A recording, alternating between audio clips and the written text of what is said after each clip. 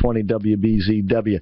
Lucas Paris has us up on the Periscope. Hey, hey. And that means you can go to YouTube at your convenience and see the show.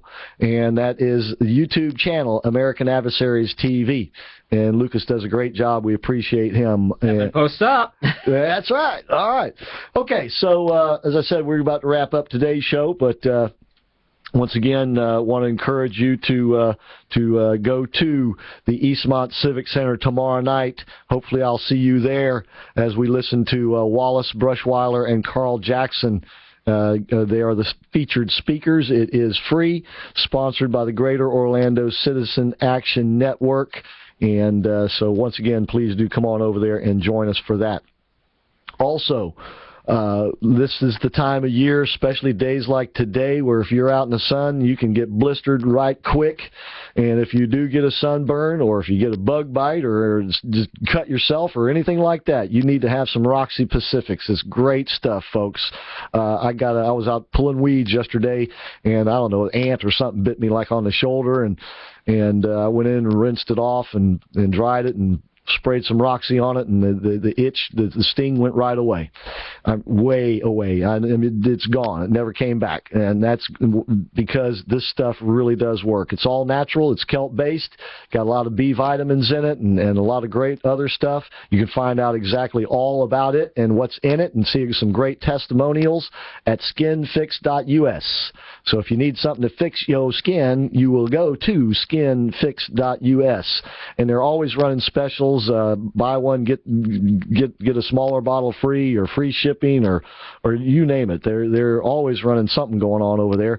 So go to skinfix.us. If you get that sunburn, you're going to want to have had some Roxy Pacifics, and you can get it in a bottle you can carry with you, and you can get a larger bottle you can keep at home, and that's what I do, and I use that stuff every day. Okay, and it's only because it does work. All right. Speaking of working, Jeb Bush was working the crowd this afternoon, so to speak. He had a raucous crowd, and I thought he, like Abe Katzman said, I thought he gave the best speech I think I've ever seen him give. In the big leagues now, that's why. Yeah, he is. He is, and he is going to be a player. He's going to be, regardless of the polls, folks, and we mentioned this last week when Mike was on the show. Mike will be back in tomorrow night, Mike McBath, the chairman of the BOED. But we mentioned that I had seen where there's an agency that tracks the booking agents around the world, like mainly in London and Las Vegas, as they track the odds for the presidential candidates. And right now, Jeb Bush is the odds-on favorite to win the Republican nomination, pretty handily ahead. 36% of those polled, or those voting with their money, so to speak, by betting, are betting on Jeb Bush. About 26% are betting on Marco, and about the same amount betting on Scott Walker. But they don't have the resources that Jeb Bush has. Jeb Bush has got deep pockets. I mean, he's got lots of money.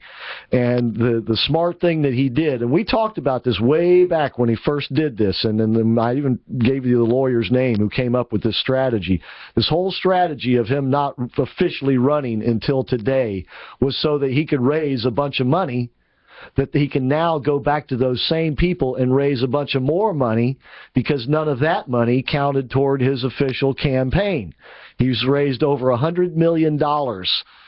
We reported on the show last night. That's more than all of the other contenders combined, with the exception of Hillary Clinton. And that means all the Republicans and Democrats, with the exception of Hillary Clinton. And we don't know what she's raised yet.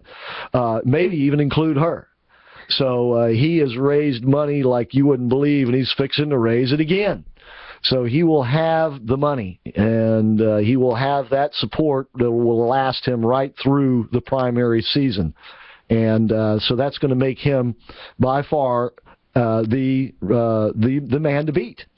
And whether the polls show it or not, he is the front runner, and the betting lines definitely show it.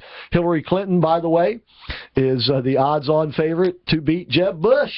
should they end up in a head-to-head battle. We have our main event, right? That's right. So, but that we shall remain. All that shall remain to be seen. Now, on the Democratic side, Hillary Clinton gave, as Abe said, she just cannot deliver a speech. I mean, that's going to be a real problem for her. That aside. There is a new candidate, and we've kind of dropped his name a time or two in the past, but he's now seeming to get more and more serious about it. He's not declared yet, but he's going through the motions. He's visiting Iowa, beginning to put together some sort of organization. A fellow by the name of Jim Webb, former senator from Kentucky, I believe, and a Democrat, and he obviously he's a Gulf War vet, I believe a Navy veteran. He's a no-nonsense type guy. He's what I call a Kennedy Democrat. How far a Kennedy Democrat can get in this party at this time, where they're all rushing to get further and further to the left, I don't know. But he would he would be a decent candidate, I think. I mean, other than the fact that you know, on many social programs he's pretty liberal, but when it comes to the defense of the nation, he's pretty much a hawk. And as I said, he's a Kennedy Democrat, so he's not beyond perhaps lowering taxes or doing something like that. But like I said, that's going to be a hard sell in today's Democratic Party. Agreed. Especially when Bernie Sanders is pulling 36% in New Hampshire. Going the other direction may not get you very far.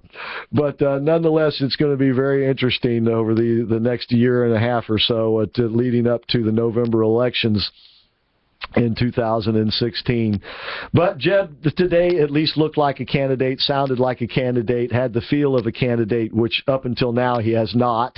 Perhaps that was part of the whole, you know, charade, so to speak, of not being an official candidate. Right. So he can raise that $100 million so he can go back to those same people and get another $100 million. He was biding time. Yeah, he was biding time, and maybe he was just playing his cards close to his vest. But if he keeps making rousing speeches like that, if he can muster up rousing crowds like that, it will make it much more exciting for people to vote for him. He will no longer be, as I called him last night, the aw shucks candidate. He will be a real deal candidate. Nonetheless, like I say, he's a player, and he'll be in it till the end. And we intend to be right there all along the way. We intend to be players too.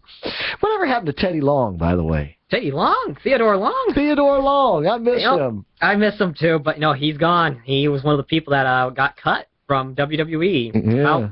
Late last year, if I remember correctly. Yeah, so I was hoping they'd bring him back. Yeah, we're talking some WWE business there. I miss the Mac Militant. He was amazing. Yeah, wasn't he, though? Wasn't he?